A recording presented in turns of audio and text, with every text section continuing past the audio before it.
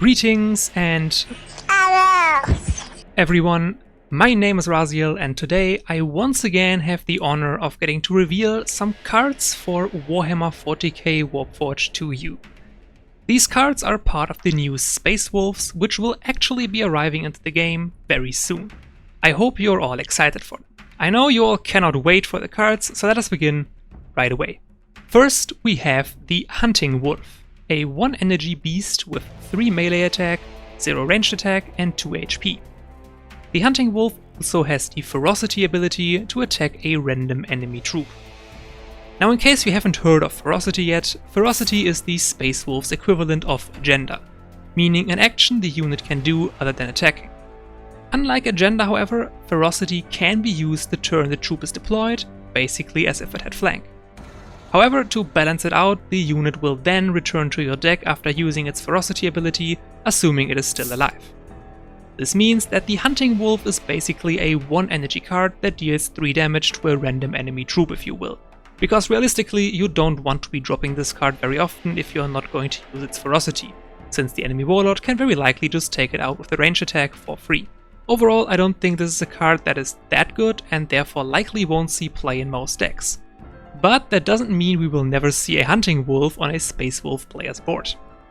Now I wonder what that could possibly mean.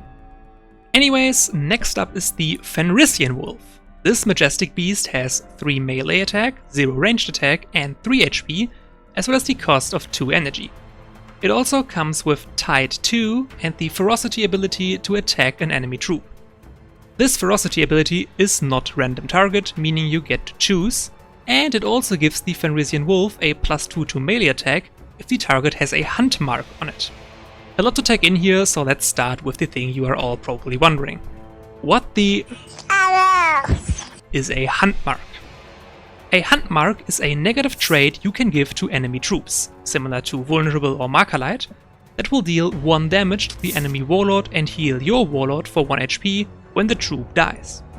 This effect also is stackable, meaning you can put multiple marks on 1 troop to then deal, for example, 3 damage to the enemy warlord and heal yours for 3. Think of it like stacking casts of Immotake's warlord talent that are targeted at the enemy warlord as a backlash onto an enemy troop. I promise it's less complicated than it sounds. Or maybe you are just mentally overloaded right now? Back to the card. Now this is pretty strong. Same melee attack as the Hunting Wolf, but not just does the Fenrisian Wolf have more HP, meaning it will actually survive some attacks made with its Ferocity, but it also isn't random target, can be played up to 3 times in 1 turn due to its Tide, and it can possibly attack for 5 damage if the target has a mark. Needless to say, this looks like a very potent troop, especially given how low its cost is in combination with Tide. On top of this, if we get something like a warlord talent that hands out hunt marks, this troop will be able to deal a lot of damage for very little energy. In short, lots of potential here. Let us take a break from doggos for a second and look at Unbridled Fury. This 2 energy stratagem gives +2 melee and -2 ranged attack to all your infantry troops that are on the board when you play this card, until your next turn. I believe that this card will be very good in pushing for lethal if the Space Wolves player has a board with a couple of infantry troops. We have already seen how strong a +2 attack can be in the Tyranid faction, when it becomes sort of an AoE buff with Synapse.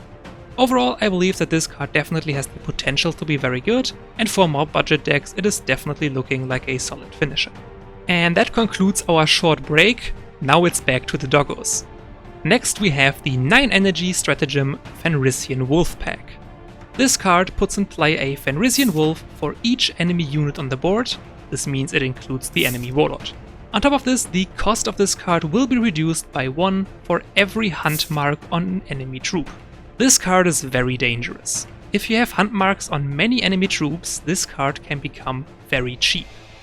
Now if we remember the Fenrisian Wolf himself, we will realize that these hunt marks not just decrease the cost of our wolf pack, but also increase the melee attack of the individual wolves. This results in the potential to clear an entire enemy board for very low cost if we get access to a card that maybe puts a mark on every enemy troop, similar to Kauyon tactics from the Tau, which applies a marker light to every enemy troop. This card will definitely be good, arguably even broken, if we do get a consistent access to these marks. definitely something to look out for. But now, gentlemen, and it is time for the final card of this reveal. And in all honesty, I think that this card is massively overpowered. But see for yourself. I present Hrolf the Ironhowl. Hrolf is a 4 energy beast with 4 melee, 3 ranged attack and 5 HP. While Hrolf is on the board, all your beasts gain pack and cost 1 energy less. This is already very strong. But that is not all Hrolf does. On rally, Hrolf transforms all stratagems in your hand into either a hunting wolf or a Fenrisian wolf at random. I think that this is a very cool and interesting rally ability.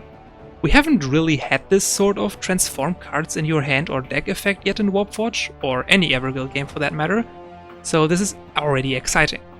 Sadly, I also think, as mentioned, that Hrolf is ridiculously overpowered. Here's why. Imagine Hrolf transforms 7 of your stratagems, which can include your warlord talent, into hunting wolves. These hunting wolves, as well as any hunting wolves already in your hand, now cost 0 energy, since Hrolf also reduces the cost of all your beasts by 1 energy. This means that on 4 energy you get to play Hrolf and then follow it up with up to 7 hunting wolves because they each cost 0 energy. Now you have up to 8 beasts on your board. Up to 8 beasts that all gain pack from Hrolf, resulting in up to 8 beasts that each gain up to +8 in both attack stats. In this scenario, unless the enemy has a wide board or access to AoE damage, they can literally just die on the following turn. And if they do have a board, guess what? The hunting wolves can use their ferocity to take out almost any board your opponent could have by the 4 energy turn. Of course, this is a very unlikely scenario. However, you don't even need 7 hunting wolves. Even something like 3 or 4 are probably going to be enough for a massive swing in momentum in your favor. I fully expect, and also hope, that Everguild is going to nerf Hrolf before the release, because I can definitely see this card being very toxic and unhealthy for the game. Just take away the cost reduction and it should be fine, while still remaining an interesting card. And that concludes my reveals for the Space Wolves.